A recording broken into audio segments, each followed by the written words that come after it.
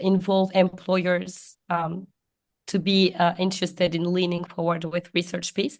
And once we build this awareness is how do we offer concrete support to employees? So we have care pathways that we've built internally with psychologists, midwives, and these are care pathways that employees can lean onto to have access to support within different life stages. Even though we focus on fertility mostly, our idea is really how do we make sure that no matter where you are at your journey, you are able to find the support that you need. And I will let Lauren introduce Hormonally and kick off the session. We are really excited to be hosting this event with Hormonally. It's been a great NGO to partner with. And I also really invite you all to have the curiosity to learn more about what they are doing, the work they are doing, and support them as well at the end of this year. Thank you. Thank you, Fatou. And just to echo that, it's been so lovely connecting with Ninti and really having this global conversation with so many people joining from around the world, because I think we are in unprecedented times in women's health. So it's really nice to see us all coming together in a community-focused effort like this evening. We're really excited that you've all been able to join us for Closing the Care Gap. And before we dive in and introduce you to our speakers, I will take a minute just to introduce you to Hormonally as quickly as I can. We're a newly formed nonprofit, and we're on a mission to transform how we talk about, learn about, and think about our hormonal health. And I think echoing what Fatou has said, we recognize that for too long, women and people with hormonal health needs have been dismissed, misinformed, or left to navigate their health on their own without access to reliable evidence-based support and information. So at Hormonally, we believe that education is power, and we're here to make sure that everyone, regardless of their background or where they live, has access to the knowledge and resources they need to take control of their long-term health. Our approach is simple, but at least we think fairly powerful. We provide access to evidence-based resources, educational tools, advocacy, and community-focused programming that helps to break down stigma, challenge misinformation, and encourage individuals to feel confident making informed decisions about their hormonal health.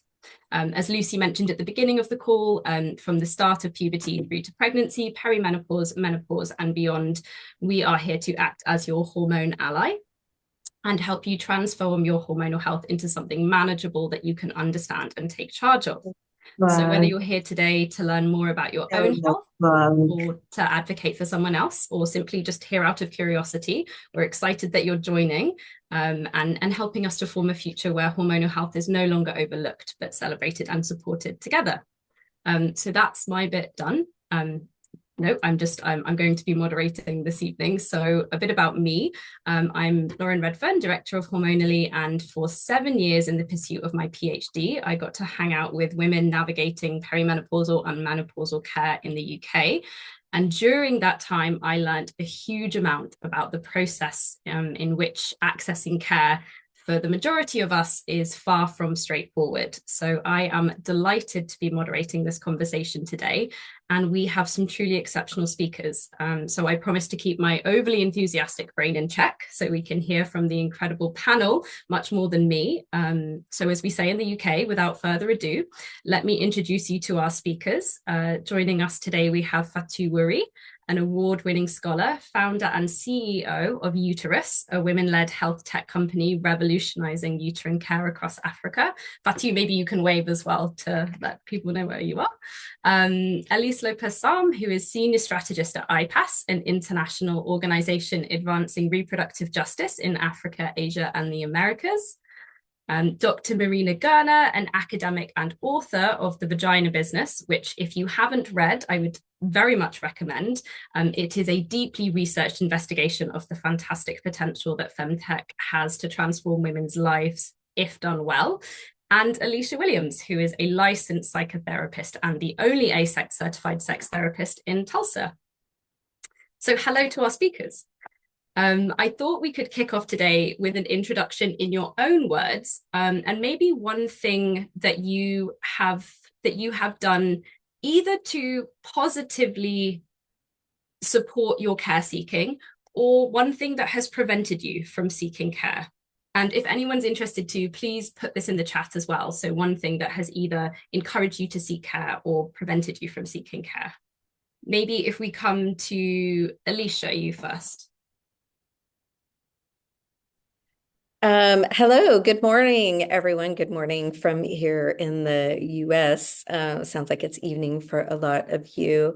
One of the things that Lauren and I talked about related to this panel and just my involvement in hormonally in general is the intersection between your own personal story and also kind of the global experience. And so, when I was thinking about what are the things that personally restricted me from seeking care that I might have needed, I think those things are largely a sense of capability. It's not that bad. I can figure it out. I don't have time. I'm sort of pushing through. And then all the resistance that I received, even when I was asking questions, and this is throughout the lifespan when you're a young person, and you're going through puberty and then sort of navigating, turning into an adult person and how you navigate those transitions, fertility issues. And then, of course, being in the menopausal, perimenopausal phase, which is mine, and hearing a lot of unhelpful, dismissive, and not useful, quite frankly, information. So the thing that did help me with access to care was my friends, my colleagues, right? My own personal drive for information. And I think that that's why we're all here to figure out how we can be the link between women and our own sort of sense of we can handle it, we can function, right? The story of just coming up across an international flight with a 9-month-old baby, like women sort of carry the worlds on our backs and still continue to move forward.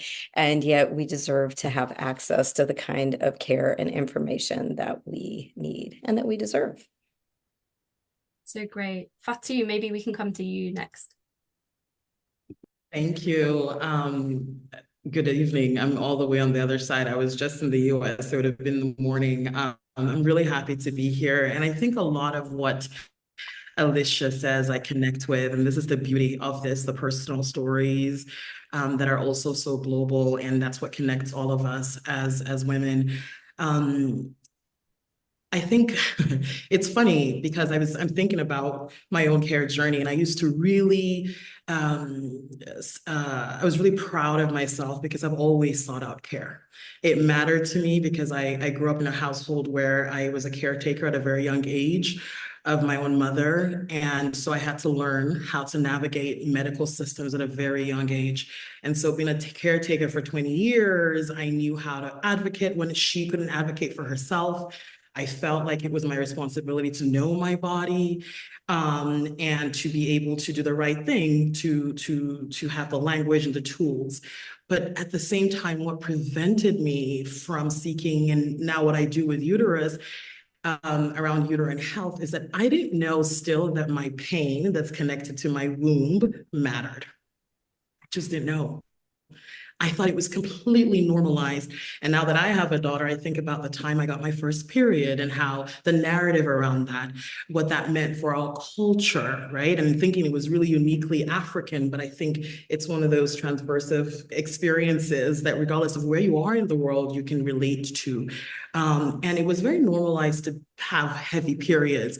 I carried a lot of shame around it. And every time I went to a doctor and I'd be advocating for any family member or a friend or advocating across the continent for women to access maternal care, I could advocate for others, but I just didn't know, once again, that my pain mattered and that in that I could then advocate for myself. And that was what prevented me until I proactively decided I wanted to have a child.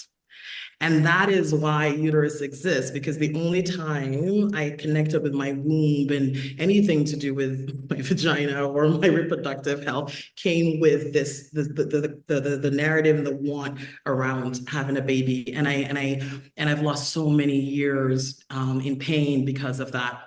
But what has also motivated me, so what prevented me, but what has motivated me afterwards, and I think even before then, was because of where I'm from. I come from a small country in West Africa. I returned back home, and I spent several years seeing women die due to preventable causes. I lived in the US, and Black women also die due to preventable causes. And so that's always been the reason why I show up, the reason why I still want to learn, the reason why I want to advocate. It's this loss. And now it's the recognition that there is somewhere for women that live at the intersection of race and their sexuality, wherein we have to be able to recognize our pain, recognize the loss, and actually, like we say at Uterus, unmute the womb so that we're listening to it a lot more, we're hearing it a lot more within ourselves first. Over. I think that's so, everything in what you've said is so inspiring, but equally the thing that I'm hearing that's so interesting is this ability that we have to advocate for others but not ourselves, or to care for others but not ourselves. And I think that's probably going to be a pretty major topic for us to come back to in this conversation. Marina, can I ask you? Yes, absolutely. This could not be any more topical. So 2 days ago, I received a letter, and I live in London in the UK, and the letter said you're invited to book your next smear test appointment, for your cervical smear test. I saw the letter and I thought, ugh, that was my reaction to it. So over here, women are invited for a screening every couple of years, depending on your age, and you get tested for HPV, and this screening saves thousands of lives annually. Getting the HPV vaccine if you can, and attending those screenings is the best way of preventing cervical cancer, which is why it's so important to book an appointment when you get invited. But 30% of women don't attend these screenings. Depending on what source you look at, it says either 30% of women don't attend these screenings or 30% of women have never attended a smear test. But anyway, it's a big percentage. It comes with a little leaflet explaining how it works. And it has, I rate that. It has a visualization of the vagina and the cervix and so on, and how they take the sample. And something you probably notice about these visualizations of female reproductive organs is that the way the body is shown is it's always on the back, right? The woman's always lying on her back. And somebody pointed out to me, so in my book, I have an example, and it was really important for me that the woman's not lying on her back, because this is an example from birth. But anyway, that's just a side point. The main point was that I know what it's like to go for a pap smear. You're on a table, it's cold, it's uncomfortable, you have to put your legs up, they put a cold speculum in, and then they scrape or brush, whichever word you prefer, some cells from your cervix, and it's not nice. It's just never a nice experience, right? And I've written a whole book about women's health. So I know that this is important, and I focus on innovation. So I know that there is a better way for this particular test. And we have several companies that are working on this right now. They're called NextGen Jane and PapCup and Kvin. So those are femtech companies. Femtech stands for female technology, and that's technology focused on female bodies. So everything from fertility to periods, menopause, as well as heart health and bone health, for instance. And so these companies use menstrual blood as a diagnostic tool. So imagine if instead of a letter telling me to book an appointment, and I'm, imagining the appointment and I don't want to book it, if I received a simple period pad and it said to me, next time you have your period, collect some of the period blood and send it to this lab and this address, and here's a prepaid envelope. I mean, that would just be 100 times nicer, and it would feel so much more doable. And those companies are not quite on the market yet, but they've already shown that it's possible to use menstrual blood for HPV testing. And for me, that's what women's health innovation is about. It's about thinking, centering the woman, thinking about the user, and actually changing the experience of the screening itself. Because that just seems like a no-brainer. If you can use menstrual blood as a diagnostic tool and you can do it in the comfort of your home, and I think thanks to COVID, we now trust people to test themselves more. But I think that is what's truly revolutionary in this particular space. I think it's such an interesting observation as well, that I recently attended a discussion about this, which was exactly that, which can be the dehumanizing experience of actually seeking care as well. And why aren't we, for anyone who is unfamiliar with Marina's work, you also wrote a piece in Wired that went viral called "We Need to Talk About Investors' Problem with the Word Vagina," which is very important, which is exactly this, that we're not pushing innovation for the reason that there is discomfort around this topic. Elise, let me come to you finally. Sure, can you hear me okay? Hey, and also all these comments are making me think of Janelle Monáe and her line in her one song about "Let the Vagina Have a Monologue." I don't know if you've all looked up, heard that song, but I highly recommend. I feel like we've got a theme going. I've spent the past 15, 20 years in the reproductive health and justice movement. I was a program manager working on projects around the world, and then I shifted into fundraising in the past 5 years. But as was noted, our professional lives are often inspired much by what we go through on a personal level. And so I think for me, a huge barrier to care was my own ignorance and the narratives that have been mentioned around normalizing things related to the female reproductive system, normalizing pain, and in my case, normalizing discomfort from pelvic organ prolapse. And so having a child and being told by people in my family that this is just part of what happens when you have a vaginal birth, and it really did delay my care. What facilitated my care and my advocacy around the need to integrate this work into the reproductive justice movement was the amazing work of various physical therapists. I think you all over there say physiotherapists. And online on Instagram, there is just really a movement for saying, postpartum care is more than the 6-week follow-up visit, that you really should, every birthing person should have opportune access to pelvic floor physiotherapy. And that has been a game changer for me, but the delay in care really did have some pretty significant consequences, and including for my mental health. I think, we often are separating the physical symptoms we experience from the impact on our mental health, but having that condition was just really compounding every like postpartum anxiety symptoms, things like that. So I would say those are important. And I think also having access to decent parental leave for every birthing person everywhere in the world. I would not have been able to access pelvic floor physiotherapy if I hadn't had a generous paid leave policy at the place where I work. So I think those are really important aspects within the conversation. Thanks. Thank you for sharing that. And also thank you for sharing your own personal experience, because I think it's so important that we all become comfortable in doing that, because it helps to lead to this destigmatizing conversation. A supervisor of mine, actually, he did a piece of work looking at urinary incontinence after childbirth, and said, if we just accepted the fact that pretty much all women are going to wee themselves a little bit after having a baby, maybe it would be better. And I think it's even those conversations of being able to, how we talk about what's happening to the body.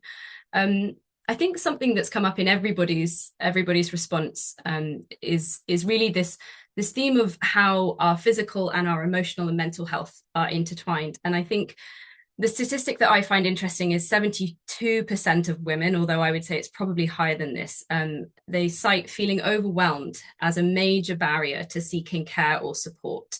And I'm curious to hear your thoughts about this feeling of overwhelm, or the impact that we have emotionally when it comes to that process of prioritizing ourselves. And I'm going to switch the order around a bit, but I would like to come to the psychotherapist first, I think, on this one, Alicia, if you have any immediate thoughts. Thank you all so much for all of those beautiful thoughts. It's such a wonderful way of making this conversation personal, because it is personal. You're exactly right. We use our own experiences. I was thinking, I've been thinking a lot lately about just the fact that women, girls and women, are so familiar with the experience of things being put inside our bodies, right? Whether it's a speculum, a hand, a tampon, right? A human being comes out of, our bodies, that there are just all of these experiences where the seeking of care is also the inherent permission or maybe expectation of an invasive experience. And so when we think about that feeling of overwhelm, yes, it's also, as you said, Elise, it's, getting time off and being able to get access to care and having those referrals. I wish it were the standard of care in the US that pelvic floor PT, for example, was, the thing that was offered to all women or all birthing people, because how many people do I know who've had these traumatic or lifelong experiences, right, related to birth trauma, and their functioning. But the fact that we have this system that is inherently invasive, and it's also filled with barriers and cost barriers and childcare barriers and right and all of the other things.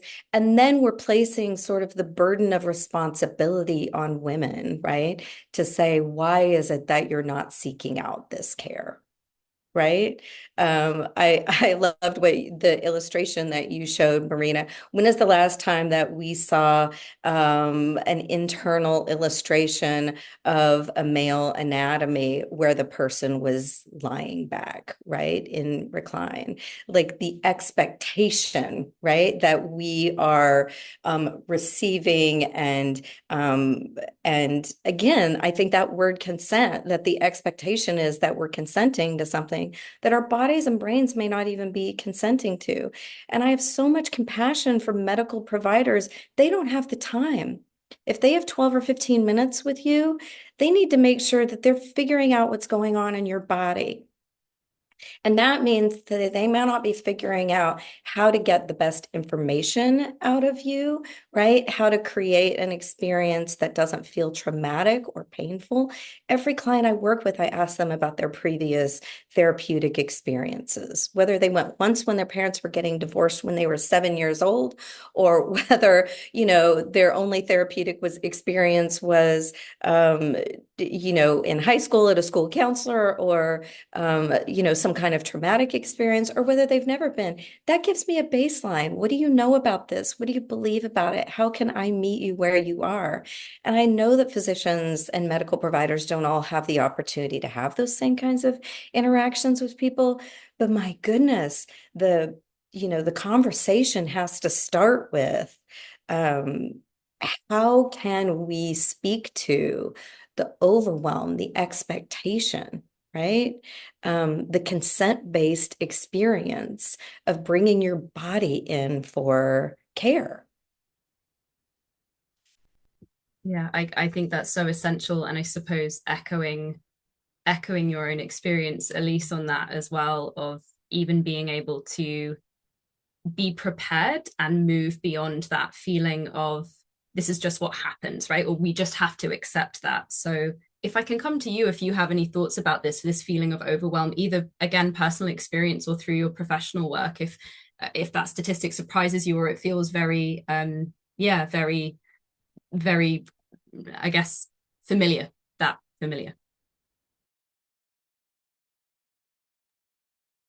for Elise Lopez, I think there's an Alice too here today, right? Just to be sure. Yeah, it really doesn't surprise me. We know that women, as was mentioned, are often carrying a disproportionate amount of caretaking, whether it's for someone they've birthed or a family member, and it's often ourselves at the bottom of the list. And I do think that kind of the self-sacrificing narrative around gender roles is a big part of these barriers. So I would say that definitely echoes as true. And we also know, when women are, we work holistically at IPAS on reproductive health, and that includes access to safe, respectful abortion care, given that it's one of the leading causes of maternal death and injury, particularly in the developing world. And often, the reason for seeking care is to be, more present and be more active in the lives of those that we're responsible for caring for. So I would say all of this definitely rings true. And Fatu or Marina, if you have any thoughts about the feelings of overwhelm or the emotional barriers, please do jump in. I was looking at you, Marina. Do you want to go? I'm happy to go. You go, and then I'll go after that. Okay. No, I was just going to say, I loved, Marina, your intervention, because I remember being 20 and being part of the Vagina monologue, Eve Ensler's, play, and she now goes by E, and I was the angry vagina. And at that time, I had never kissed a boy. I didn't know my body from anything. And I remember going, searching what, a pap smear was, trying to get into character. And I was like, what is stirrups? What is this? And when I finally, got my own pap smear, it was like, yeah, I really wish I had understood this intimately at that time. I think this question, so first I have to say, I come to this conversation as an African woman in an embodiment, this Black embodiment. It's really important as people or persons with uteruses, with wombs, and this anatomy, that what binds us is this anatomy and the politicization of it, the clinical interventions and interactions, the social, political, and the layer that comes with being Black and coming from the continent, coming from Sierra Leone, coming from West Africa. The way my uterus and all of this conversation, women's health interacts is quite unique and different. And so I speak from that perspective. So when we think about overwhelm, it's to understand overwhelm also from a racialized lens, wherein our bodies have been politicized and have been objectified in ways where race intersects for far too long. That history reverberates till today. And it reverberates, I speak from the experience right now as a Sierra Leonean, where we are often, our interaction, whether social, political, or clinical, is often dictated to us. You have community healthcare workers that have been trained by specific types of people. We have immunization. We talk about our anatomy. We talk about our issues based on what someone else has defined as important to us. Oftentimes relegated to just being a reproductive body. And everything else that comes with these organs, all the conditions, all the I think injustices are never really prioritized. Mental health, what? You're just there to reproduce, open your leg, and then you're out, you're good to go, because Africans are reproducing women. That's what we do. That's why we have this boom, right? Versus these are real bodies, real women who are facing insurmountable challenges to access care that hears them, listens to them, care that has empathy, and care that is of quality across the board. And we know that even economic lines get blurred when it comes to access to care. And so our mental well-being and thinking about even postpartum care, and I know across the world this still exists, but imagine the added connotations around that for women on the continent, but also I think Black women in Europe and in the United States for sure. So that being said, what I am excited about, and I think Elise spoke to it, is that we are in topical times, and we have clinicians, we have activists, we have all of us who are pushing back against these normative systems and saying, see our humanity. Here is the data or the gap in data. Here is what we need. Here are our stories where we're dying, where we have mental health. We need mental health support, wherein we need systems that see and recognize us. And so that's what I'm excited about. But I think that the ways in which Black women's bodies in pain continuously and consistently is undermined, downplayed, regardless of where we find ourselves, is doing a real disservice to the humanity, but also to just saving lives. Absolutely. And I think the piece that you're speaking to as well that's so important to recognize is exactly that intersectional experience of different people's barriers to navigate through this care seeking process as well. And I'd love to come back to this in the chat as well. So if anyone's listening with lots of comments or in the Q&A, please also save them so we can engage in this discussion a bit more in the Q&A. Marina, do you have any thoughts either based on that or others? Yeah, so many. But I loved hearing everyone's thoughts. I really enjoyed the granular insights and what Alicia said, for example, about the invasiveness and consent and how that plays out throughout our lives, and what Elise said about gender roles and how uh, we tend to put ourselves last when it comes to the health of our families, and what Fatou said about objectification and the role of race and mental health. And I think all of this happens in the context that we have normalized female pain, unfortunately, historically, and in so many different ways. And I was thinking of a recent example again, the daughter of a friend of mine who's, I think, in her early 20s. She went to see a gynecologist in the US because she considered an IUD insertion. And she asked the gynecologist about pain relief. And the gynecologist simply said, "Oh, but it doesn't hurt." So so she decided not to get the IUD because the CDC even has recently updated its guidelines on pain relief, and we know that it can be incredibly painful. And unfortunately, it's still the case that women are told, no, it's not painful, it won't hurt. Or, you've got extreme period pain. Oh, well, that's normal. You've got pain with breastfeeding. Just wait a few months. That's normal. And I think we have to completely change that attitude. And it is the system, but also the culture that needs to change. Because right now, so many studies show that we consistently underestimate female pain compared to male pain, and that there's still this attitude of, well, welcome to being a woman, this is going to hurt. So that's something that needs to change completely. Thank you for that. And I think it's so crazy that this is so many different people's experiences of, particularly when it comes to IUD insertion, that it's a feeling of the thing that often is the barrier to stopping accessing care is the fear, and how we mitigate that fear or have to overcome that fear. Because I think from conversations that I've had with women or friends or people interacting with the work that we do at Hormonally, it's not even necessarily a case of I can't deal with pain. It's a feeling, that creation of trust between a provider and yourself to go, I need to know what to expect, because if we know what to expect, we can better prepare ourselves. But it's the gaslit experience of this isn't going to hurt, and then needing to, or feeling that there's something wrong with you for not being able to manage that experience, and compounded, I guess, by exactly what you're referring to, Fatou, which is all these other factors that mean if you're a woman of color, that pain isn't taken seriously or dismissed more readily.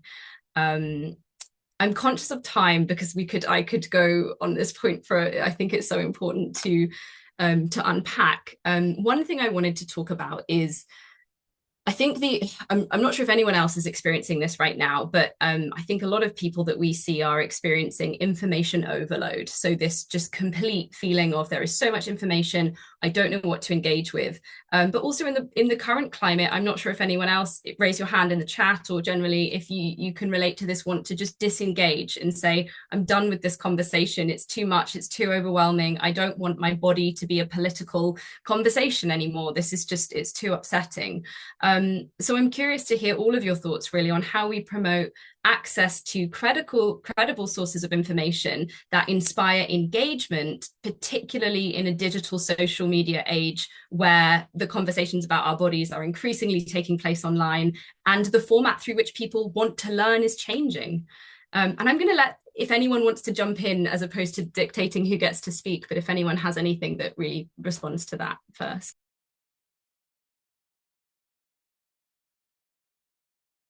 or I can equally just choose from you. Yeah. I saw something quite encouraging recently. The World Health Organization and TikTok announced a 1-year-long collaboration aimed at providing people with reliable and science-based health information. And I think that's really interesting because I remember seeing a statistic that about 50% of all the health-focused content on TikTok is misinformation, something like that. But in any case, it's a big issue. And so it's great that they're doing something. I was a bit taken aback by the fact that it's only for 1 year. What happens after that? I'm not sure how much funding they've put into it. It remains to be seen how serious this is.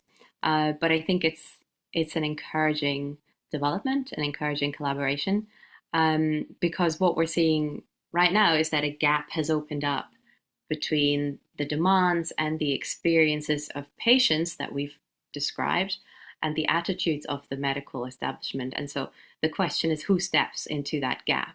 And unfortunately, it's bad actors as well as good actors. And, being a bad actor is cheap. You don't need much of an R&D budget. You don't need to employ expensive medical professionals. No need to pay for, studies or get onto the regulatory pathway. You just repackage some existing pill and slap on some unfounded marketing claims, and there you go. So primarily we need regulators to go after these companies, right? But we also need grassroots focused education. And in my book, I have a chapter on what I refer to as scam tech. So as opposed to femtech, companies that sell snake oil and so on. And there are certain questions that I encourage people to basically ask themselves when they're considering these products. One of the questions is, does this product monetize shame? Does it imply that your body is dirty in some way? Does it sell the idea of beauty as pain? And, does it trigger fear or anxiety? Because that's often a giveaway sign as well. But there is so much more to this topic. And there are so many different products that I see being sold and marketed online that are just complete nonsense, unfortunately. I wanted to just jump in after that to answer Marina's question around the gap, and I think also Lawrence, what you're speaking about, and also maybe weave in some of what I'm seeing in the comments because of time a little bit. So just I love this example. Thank you who shared the work, the overwhelming example around uterine fibroids. So Uterus Health is an African women-led company, and I'm now a co-founder. I have 2 other co-founders who are incredible African women across the continent. The reason why we exist and we are a Pan-African organization is because at a time when things are so topical, women's health, we're seeing direct investment to women's health in the US, for example, with the Biden administration, $500 million. We've got the Gates Foundation, NIH, which is the National Institute for Health, really coming together, the McKinsey report. We see a momentum building, and what we don't want to do, like we saw in the case of cervical cancer, where vaccines were coming to places like the continent of Africa and also other parts of Asia 10 years after, is how do we show up in this space, and how do we redefine how we talk about uterine related conditions and expand how we think about reproductive health and also reproductive justice. It started because, like I said, and I didn't go into detail, in all my privilege, I recognized that, decided I wanted to have a child, and I had the access, I had the funds to be able to go down that journey. And then I found out that I had a large fibroid, about 10 centimeters, I think that's what it is, in my uterine wall that actually would obstruct me from having a child. And I was overwhelmed because I had heard uterine fibroids is very, very loosely said across my community, and I've heard of it. I had no idea what it was, how we get it, what it means. And I went down that journey and started to really look at the data on the continent. There was nothing, and that was 5 years ago. There was limited information around that. And so what I've done throughout my own journey and having successfully gone through my surgery, right after I had my surgery, a woman in Sierra Leone, the same age as me, 33 years old, had the exact same surgery. That means we had delayed diagnosis, and therefore we needed to have these large tumors removed from us. She died. She died and I survived because I had my surgery in Geneva. And that was the beginning of what we now know as uterus. We need to talk about data. We need to talk about really amplifying these voices. And it doesn't body, this organ is diseased or so to speak. And so as we're building the company, what I've done personally is to be able to walk beside women who are also going through the exact same journey. What we've also tried to do in our company as we're building it, I started by saying we're an African-owned company, so anything around non-binary conversations become complicated.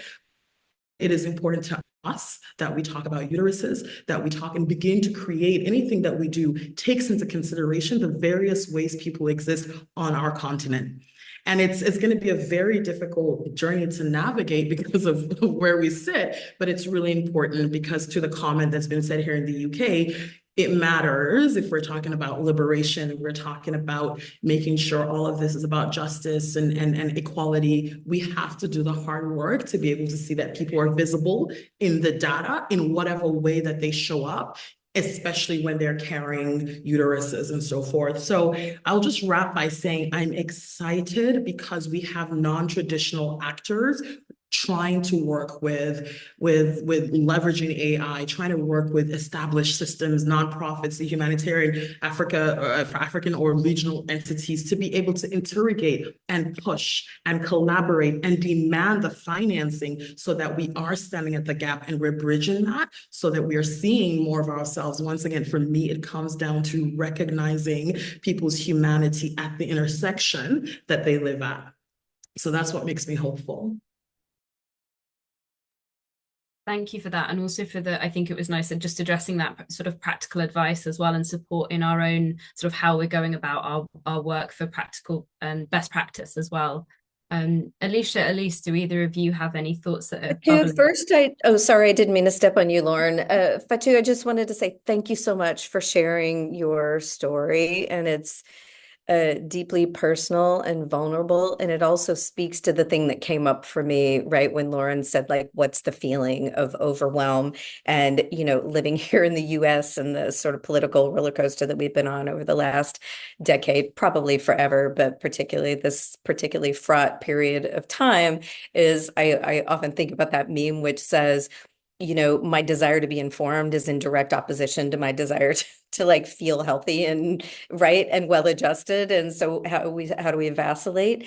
I think that I feel extremely hopeful about the accessibility of information, because what has historically happened is that there's a gatekeeping of information, right? And so women do not have access, have not had access outside of our communities, right? The whispers and the shared spaces and the knowledge that we share amongst ourselves, which is extremely powerful. The knowledge we hold in our body, the knowledge, the stories that we have passed down in our communities, extremely important, vital. But also we need to meet the moment with the technology and the research and the capabilities that can exist moving forward. How do we manage the overwhelm? It is we don't get flooded by a million points of data and then shut down. It is that we start with community, right? We start with connecting with the people that we are around, that we can serve or that we can ask for help. I'm 53. I just 3 weeks ago started having this pain in my left shoulder. I was like, oh, I know what this is or what this could be, right? Beginning stages of frozen shoulder. I don't want to have frozen shoulder for the next 3 years. So I reach out to my very best two gynecologist friends who live in different parts of the country. I say, I can't get into my doctor till January. Tell me what it is that are your frontline, like immediate responses to this. We're tapping into our communities. You know what they said to me? We don't know a ton about frozen shoulder because men don't get it. Men don't get frozen shoulder, so we don't study frozen shoulder, right? It's the same thing with my doctor saying to me that, she couldn't do anything about my joint pain a few years ago when I was in the perimenopause phase, or that when I started gaining kind of a ridiculous amount of weight that felt uncomfortable to my body, she said, I guess you just have to get used to being a little fat now. There was some wisdom, right? There was some wisdom in me that said, I don't feel like this is all the information that there is to be had. And so I know we're pinched for time, but that's the thing that comes up for me is how do we keep from getting overwhelmed? We take what we're experiencing. We talk to the other people in our community, older, younger, people across the span. You haven't gotten there yet. Here's what to look for. You've already been through it. What do you wish you would have known, right? And then we push. The junk science only goes so far. If it's meant to make money, right? If it's meant to prioritize our shame, our quietness, right? Our staying fearful and shame-based. If we refuse to comply with that and we coach our friends, our sisters, our neighbors, our patients, our clients, and then we push that, right? What I did was I fired that doctor. I found a doctor who was willing to listen to what was going on in my body. And she said, what are your symptoms? And I said, I'm so glad you asked. And I had a whole list. And I said, my hairstylist said my hair's falling out and I'm going in for adult acne and my joints hurt. And I have a foot thing now. And right. And she was like, all of these things are something that somebody should have been advocating for you. And I'm like, I'm the person advocating for me, and I'm going to do that so that I can go, right? Reach one, teach one. I'm going to go and talk to the next person and the next person. So that's kind of what comes up for me, and like how we manage the overwhelm is that we recognize we can't solve all of those problems, right? Grifters are always going to grift. We have to connect with our own communities and see what do we need, and then how do we push that narrative forward. Thank you for sharing that, Alicia. And I can't remember if it was you that said this to me, but I heard a great thing for menopause recently where it was like, how do you diagnose menopause? And it was, you tell your doctor your symptoms and they believe you. That was me. Yeah. There is no blood test or diagnostic test that definitively diagnoses. So how do you know you're in perimenopause? You have symptoms and then you listen to your body. And how do you get diagnosed with it? You go to your medical provider and they believe you. And then, especially because women were absent from medical research for so long.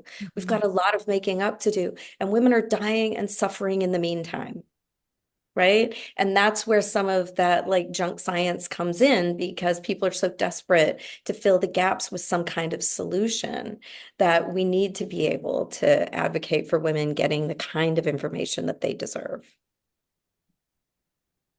Elise, if I can come to you. You can.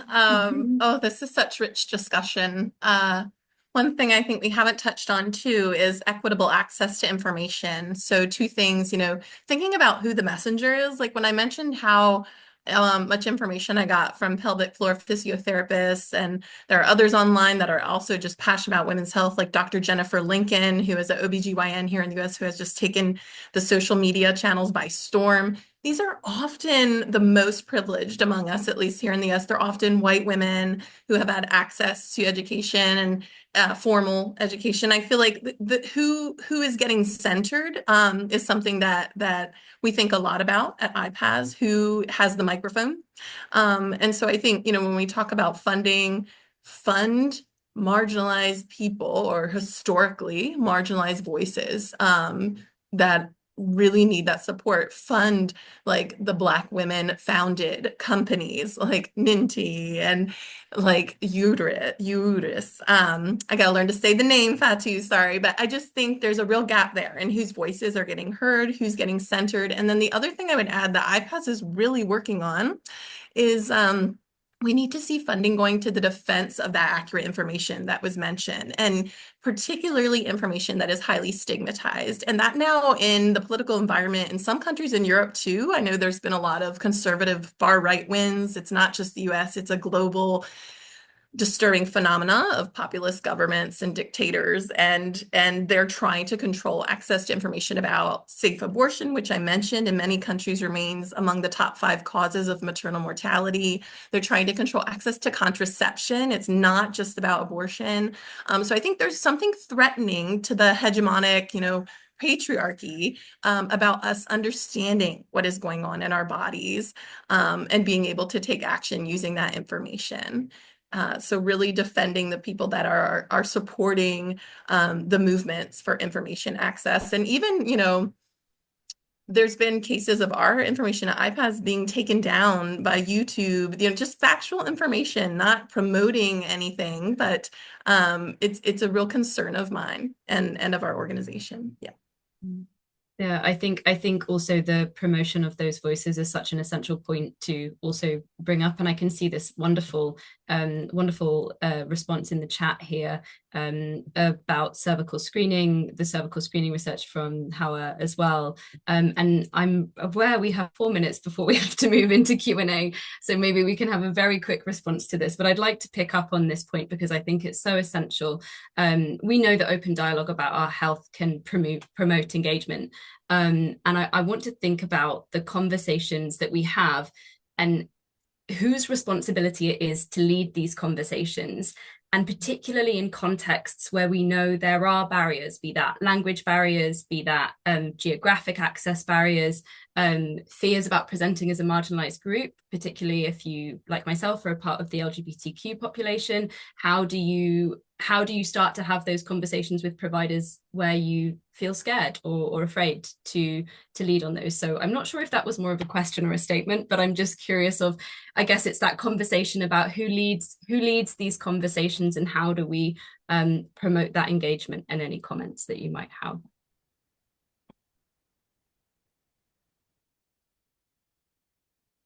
Alicia, you're unmuted, so I'm going to go to you. Oh, I'm unmuted. So much I think about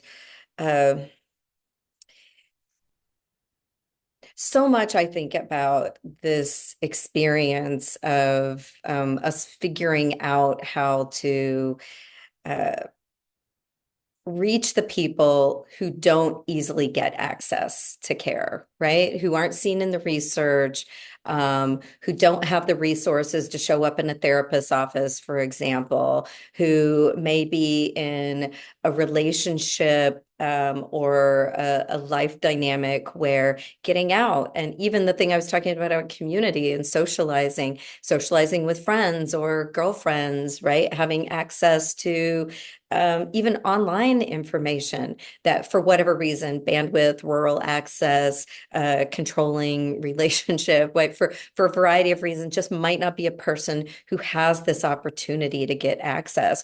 As a person who lives in Oklahoma in the United States, definitely a red state. We have the distinction of being the only state in the nation that every single county went red in the last election a few weeks ago. So I live in a little blue dot, but definitely in a decidedly, a little bit anxious, scary place to be right now. And as healthcare providers are seeing that the way that they want to offer care may not be supported, and they are leaving practices or shutting down practices, what that does is it creates these healthcare deserts, right? And so we have so many people for a wide range of reasons who are not getting the kind of information that's available. And this is such a layered conversation, right? Because there are these big technological, big funded, big ideas, big advancements, which are so exciting. And then there are just a woman whose life and death depends on whether or not she makes it to get this screening this year, to get access to this antibiotic or this, right? This fairly low level, easy to treat issue that she might be having. So it's across the spectrum. What are we doing to notice the people? One of my personal mottos is I love to be in rooms that aren't about me. I didn't grow up privileged in the sense of like economic privilege, but I certainly have lots of privilege of an able body, right? And some racial privilege, right? Some intellectual privilege in that I am a person who is able to navigate the world. And one of the things that I value so deeply is being in rooms where no one's really, excuse my language, gives a shit what I think, right? Because it's not about me. And it gives me this opportunity to like be in deep observation and care and support for people who are experiencing the world in ways that are different than the way that I experience, so that I can use that to go out and take the privilege, the knowledge, the access, the whatever it is that I may have, right, in my environment. And that's what I'm thinking is at all these levels. How are we lowering the barriers for some of the anxiety or access to care, even transportation, right? Are we helping, people get to appointments? Are we offering childcare? Are we like community-based interventions? All the way up to, is the information that is being fed to us inclusive of different kinds of experiences, right? Because if not, then we will continue to see care and data get worse and worse for the people who need it the most. Absolutely.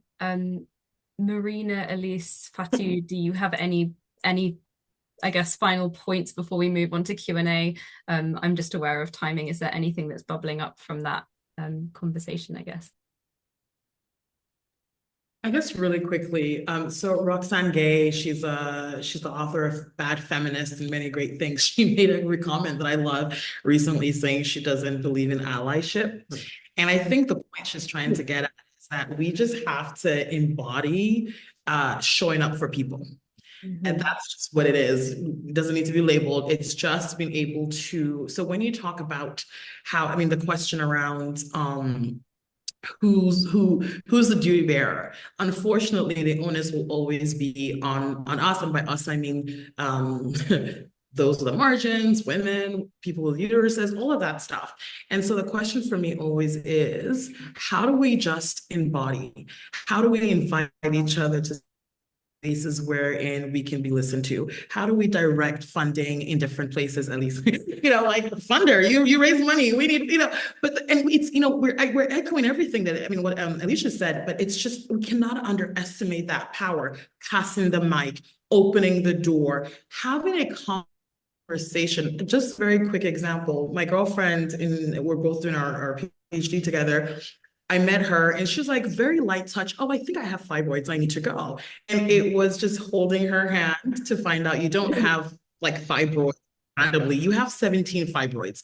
And then it was the overwhelming process. And it was just, no one's going to know, no one's going to give you an award, but that just showing up for another woman and walking her through the process, or showing up and recognizing we're in LGBTQI plus community anywhere in the world, non-binary people can also feel supported. Wherever we meet at our intersection, I think we can never understate it, overstate it. Sorry, it's overstated. We just have to truly show up for each other, especially those that have access to spaces of power, opportunities for funding. Please democratize it and share it. It's beyond information. Information is power, but it's being able to walk each other through a journey and hold space for each other. That was so beautifully put, and I think I'm going to be thinking about this consistently, of how do we walk each other through these processes, whether it's that whether you've had treatment for fibroids, whether you've been through perimenopause, whether you've navigated gender affirming care. How can you show up and support another person so they feel less alone in the care seeking journey? Thank you everyone for comments. I've missed about 7 of the questions I had because I think it's just been such a rich conversation. I'd like to open it up to everybody on the chat to see if there are any specific questions. So Lucy, I'm going to ask you to also just unmute and put your video back on, because you know that I'm terrible with these types of things. So when you said to me earlier today, are you happy to moderate the Q&A? And I said yes, and immediately my brain has gone into what if I can't? So just in case, because I know you've been keeping an eye on the chat. So if we can pass it over to anyone that's been listening who'd like to unmute themselves, like to be on camera to ask a question, please do so. And we can come to you now, or we can pull up some questions that we've had coming in the chat too. I know Elaine had a question, and I'm just wondering if she wants to ask her question to the panel that she put forward. Elaine, are you there? If you want to unmute and put your video on.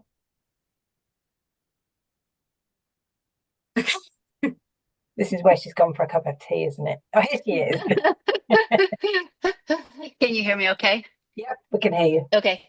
Yeah, I was wondering about best practices and if any of the panelists had stories to share, or just where we go from here, some positive stories of how any of this has been tackled. Mm-hmm. Around all the multiple layers of issues around access, information, money, education. One of the things that came up for me, Elaine, when I saw someone in the chat post also about, like, what do you do when you get pushback, right? Where do we go from here? And one of the things that I tell people is, if as an act of charity, you want to take time to educate someone else about an experience that you're having, you know, a letdown, right? A breach in that relationship, you are welcome to do that, but you are not obligated, especially when it comes to your body, especially when it comes to your health. It is not your responsibility to educate somebody else who is tasked with caring for you. So we don't always have all the access to all the different options. So the first line of defense, I think, is seeking out resource, right? Library, online resources, people in your friendship group or your community about something that you might be experiencing. And then it's presenting that to the person who would be tasked with helping you, a therapist, a nurse, a physical therapist, right? A physician, whatever. And if you don't get support, move on. It is okay to say, I deserve to be listened to, and this is not the care, this is not the support, this is not the resource that I am looking for. I'm not going to guarantee that that's going to get everybody exactly what they're looking for, but I think the more we do that, right, the more that, you know, I feel like I am a well-versed person. I talk about sex and sexuality and bodies, hormones and sexual pain and all of those experiences every single day. And yet when I went to my gynecologist and did not get listened to, my response to that was, first of all, I went in well equipped with information, right? And I said, well, here's the data on estradiol and its relationship to joint pain. She was like, you're just getting old and your joints are getting old. Okay, that's the conversation we're trying to have. And then I said, well, and here's what I think is going on, right, in other parts of my body. And I have a mother who died of cardiac disease. And for example, I'm a person that is well suited for HRT, hormone replacement therapy, because it helps protect your heart, your brain, some other of your organs. And that was information that I would not have had access to. And so I guess I'll cut it short there, but just to say, I think one of the ways that we take it forward is that we equipped ourselves, but we don't do that thing that women, that female, you know, embodied people are trained to do, which is don't rock the boat, baby, right? Don't push back. Don't be a problem. Don't take up too much space. Don't make someone mad at you. No, the way we move forward is we say, I deserve to be cared for. And if you're not the person to do it, I will keep asking and I will keep looking. Thank you. And I wonder, Fatimata, if you don't mind stepping in from a corporate perspective, how that could be supported. Thank you, Lucy. Sorry, I have a small voice issue. It's interesting because I see there are some people from a company that we've supported that are on the call, so hello to them.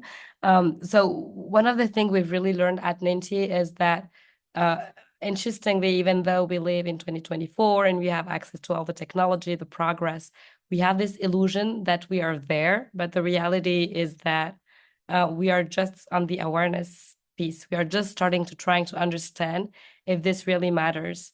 And the biggest fear we've heard from corporations is also, and I think it's a very valid fear, even though it's up to all of us to kind of reframe it, is how do we make sure that bringing up women's health, sexual and reproductive health is not something that bring us backward.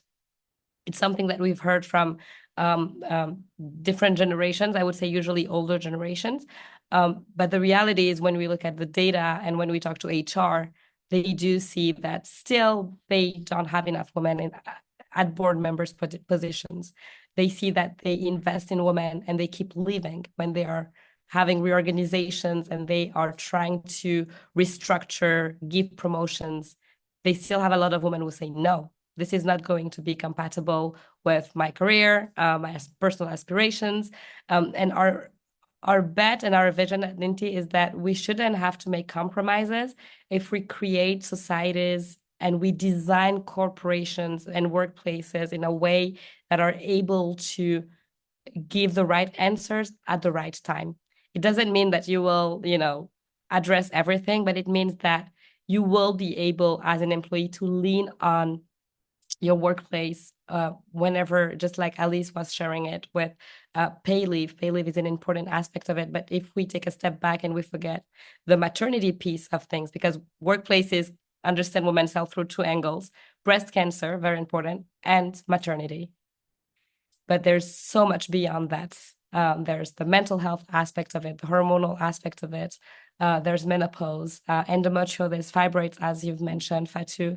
So we spend a lot of time really in educating, building awareness courses, and also making this understanding that it's not about women or people with uteruses, it's about our societies and what we want to give and leave as a legacy to the future generations. And I think that this is really the important message, is to make sure that we bring on board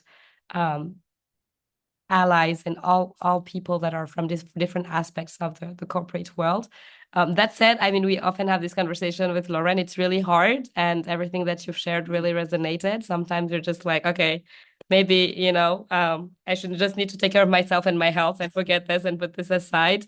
And hearing and listening to all of the things that you've shared really uplifted my spirit. So I really wanted to say thank you as well. And thank you for asking, Lucy.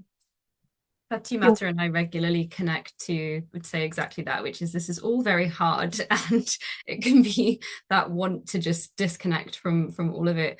I wondered if, Julia, you raised a really interesting point in the chat about lesbian, AFAB and non-binary persons attending PAP screenings and frequently being questioned about their sexual activity from a cis-het normative perspective. I can speak to that from my own experience of, it doesn't matter how many times I tell a GP that I don't need contraception, it will be a thing that we go round the houses on before I absolutely have to say exactly this, which is, I don't have sex with men, so this is not a problem for me. And I'm wondering from the speakers, I mean, that's one example, but in context, in health, I guess, healthcare context where we're having to advocate for ourselves, it doesn't matter how much of an advocate you can be for others. For some reason, when you're in that environment and you have to put up your hand and say, this makes me uncomfortable, or this is my experience, it becomes really challenging to do. And I'm wondering if any of the speakers have thoughts about how we can advocate for better education that captures these diverse experiences and means, well, it's not even diverse experience, these experiences, and doesn't lead with an assumption. Yeah.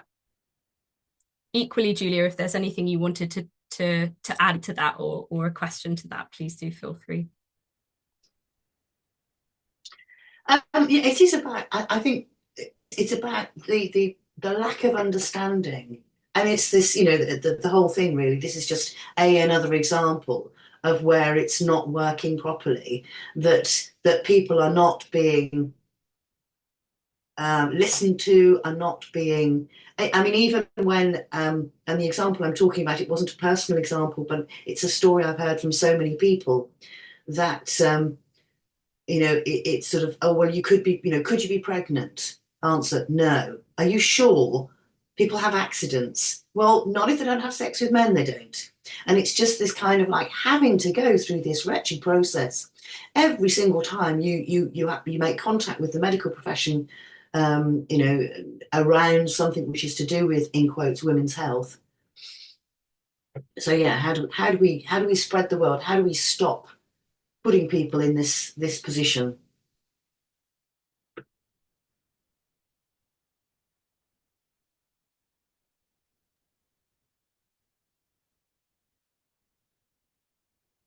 Can I Any add a speakers? comment? Sorry. Yes.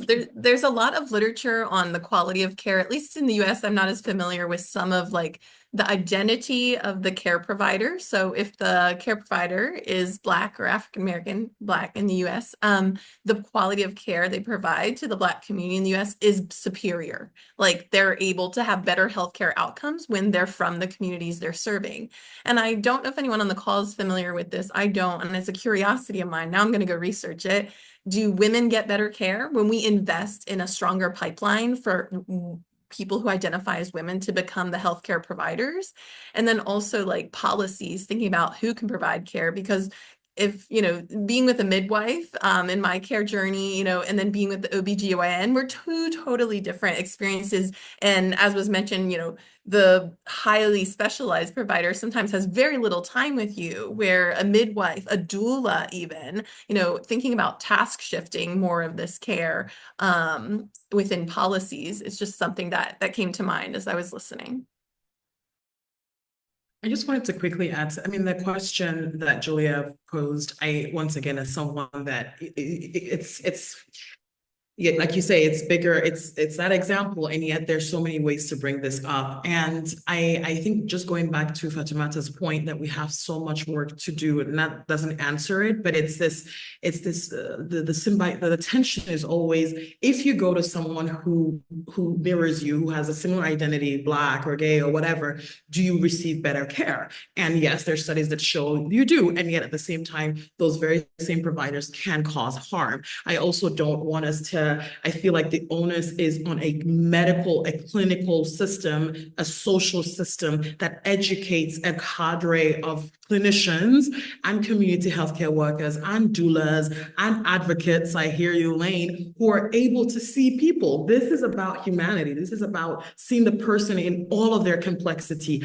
I say this because, I gave birth to my daughter in the US, in Boston. My doctor was white at first, and I had a straight up conversation with her. I'm like, I did not leave Africa to come die in America. Like, Black women are dying. And she just looked at me. She was like, what's going on? I was like, we're doing this together. She was incredible. I had the best birthing experience. She heard me. She listened. She was present in what she couldn't understand. We negotiated. And so here I was advocating for myself. I had a birthing plan. My entire family worked in health. So we were prepared. And at the end, I gave birth to my daughter. It was honestly an incredible experience. I'm very thankful. And yet my daughter ended up in NICU. And yet I had a health provider not honor my request to not give my daughter a feeding bottle because I wanted to breastfeed. And I was given way too many pain medication. And so regardless of the amount of planning I did, I still really failed at the end of the day by the system. And so the question I went back to grad school, and I work in health, and I'm studying health. And the question was, here's my case study.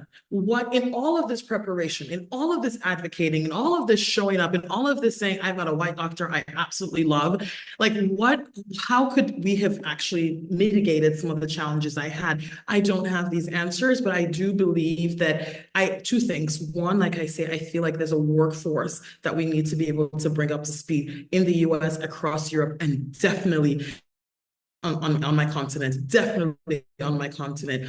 And secondly, I don't want us to get, and so there's that. And also, I don't want there to be an over-reliance that I need to be with my people who have my similar identity to be seen. I think that's so unjust. So this is the work that continues to be done. It's iterative.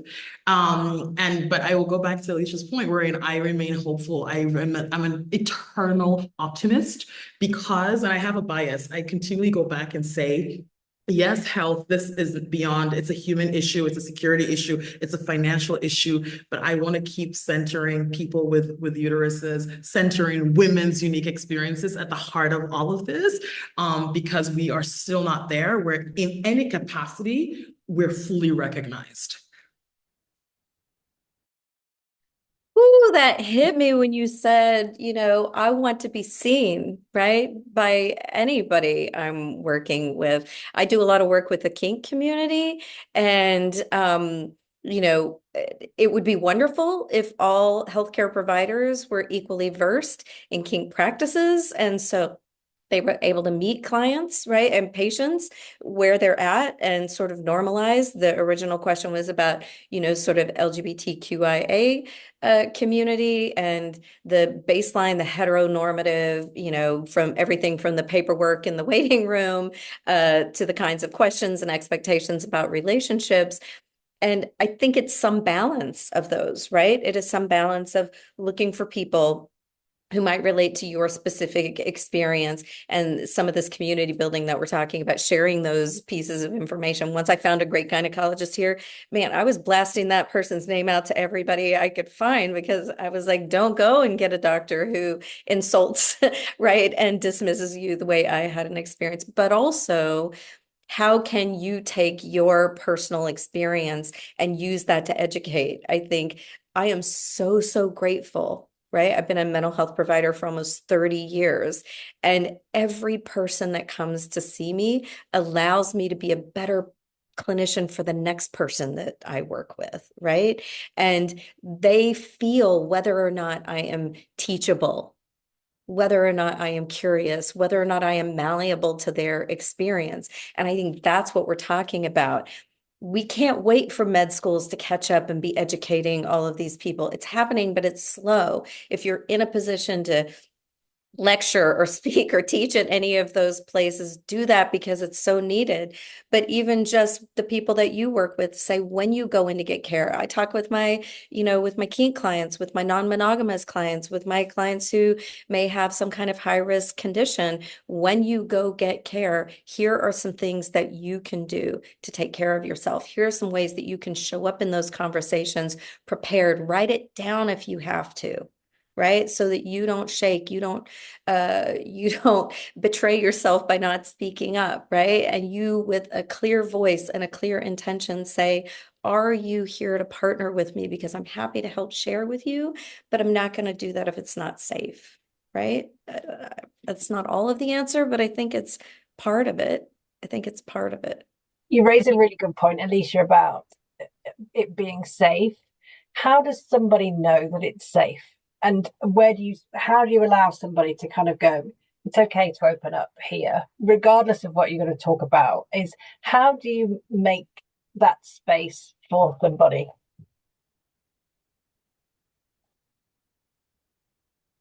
Go for it. A few months ago, I had a client who came in, a couple, and I do a lot of relationship therapy, and they sat down and, I do my spiel, like I'm a docent, welcome to therapy, and here's this painting that was, right? Like I say all the things that you need to say to introduce somebody to the experience. I try and inject it with my own brand of humor and try and keep the potty mouth to a minimum. Some days that's better than others. But anyway, my whole intention in that first session is this is a first date, and we're not going to work together. We're going to see if we might be able to work together. Right. And in that experience, and again, I have the luxury that a lot of medical providers don't have, where they rush in and just try and get a diagnosis. So I had this couple come in, and 20 minutes into me explaining all the things, she said, I am of reproductive age. If I happen to find myself pregnant and did not want to continue to be pregnant, how might you handle an experience like that? And I took a big exhale, and I validated the vulnerability that it took for her to bring that concern into our conversation. And I reassured her that I am a person that documents to the minimal, right? And supports to the maximum. And that is the way that I move through those tricky situations. So that wasn't her experience in that moment, but it was a fear that she was having. I think I don't have the perfect answer, except to say, if you have options, lean into your options. If you don't have many options, get the basic level of care that you need from someone that you feel might not be the safest for you, and then look for the vulnerable things that you need in some other places. Again, online communities are life-saving to people who don't have access, right, in their area. And so that would be my advice. You don't have to put yourself in the most vulnerable situation with somebody who is going to harm you with that information. But you might need a pap smear, right? You might need an antibiotic. You might need treatment for that wound that you have. And then you investigate, how do I feel with this person? How do they receive the reveal that I give them? And can I work to create a better bond? Just because they don't already know doesn't mean they're not curious. And I think on that, and just to respond, Elaine mentioned it in the chat, one of some work that Hormonally is doing, and I'm terrible at plugging, which is why, so thank you for the reminder. So we are, in the context of perimenopause and menopause, we're building a provider directory that does some of this screening for you. So where in your state can you access support, but also we're trying to go deeper in those questions as well. Is there something about the ethics of practice this provider would like to share? Is there something here that can make you feel safe? So to try and help you skip that the hurdle of even thinking about where can I go to access care. So I really thank you for bringing up that point, Alicia, of the digital online community. I think it can get a lot of bad press, but actually there's a lot of good that we do in these digital spaces to support women on that care seeking cycle. I'm conscious of time. We've got 4 minutes left, so I think we're going to have to look to wrap up so that everybody can get back to their day or their evening, depending on where you're joining from in the world. Fatimata, perhaps I can pass over to you just for some thoughts, and then I have some final closing remarks as well. Absolutely. Thank you so much to everyone. I'll keep it short. A big thank to our panelists and our speakers. This was the first time we were doing this with Lauren when we got on our first call, and we were trying to have ideas of things we could do together that was not too time consuming. And also, we are all a little bit tired of doing things for free all the time. We were trying to find what would be the most aligned conversation we could bring together with our mutual networks. And I think this was the perfect first conversation. I hope it will lead to others. I really invite you to, what we are doing right now is we are living really hard times. I will not hide that. Everyone here on this call is conscious about it. We pour a lot of our health and mental health in making sure we are able to bring those conversations to all of you, thanks to the support of incredible people like Marina, Alicia, Fatou, and Alice. But we would not be able to do it without you. So if there is one ask I have for this evening is please support Hormonally, which is doing a phenomenal work, Lauren and her team. It's a great NGO. We need more NGOs doing this work when it comes to accessibility. It's November. Donating is, we can all donate today, and I really invite you to join their network. When it comes to Ninty, we work with employers. If you know any employer, any workplace HR VP that is interested in learning more and trying to do the work, please connect them with us. And we will think of what we do from all this conversation with you all. We actually had more than 70 people registered this evening, which is great. So we will get back to you on how we can keep this conversation moving forward, because I believe it's really important. And thank you, Lauren and Lucy and Eleni, for this collaboration. It was a great pleasure and a great honor. Lauren, the floor is yours. Yes, you've basically said everything, and you've even done my donation ask for me, Fatimata, which is just beyond. So thank you for that. We live and survive through your generosity. So if you are able to donate, it really would mean, even if it's tiny, how much you spend on a coffee, everything does really help to support us to continue to develop this education, to mean that more women can access care that feels safe and supportive. I want to really thank all of our incredible speakers. I'm aware I'm an over-concerned warrior, so I wanted to make sure everybody had the right amount of time, but I think I cannot thank you enough for your insights. You have all donated your time for us this evening, and it really doesn't go unnoticed. So thank you for helping us have what I think has been an essential conversation. As Fatimata mentioned, we will consider how we wrap up this conversation and do something with the work. But I really want to thank you for joining us in this conversation and helping us to build that community together, because I really do believe through these types of joint collaborations, we not only support each other, but we work work towards a collective course in which we're building a healthier, more equitable health future for all people. So I think that's all of my points. Lucy, is there anything that you wanted to jump in with finally? No, other than to say thank you, and we'll be sending out a little gift to say thank you in a prepper document for you. So you'll be receiving an email from us that will help you plan for your appointment, whatever it may be, to kind of be a little angel on your shoulder to help you. But thank you. Great conversation. Thank you, everybody. Bye.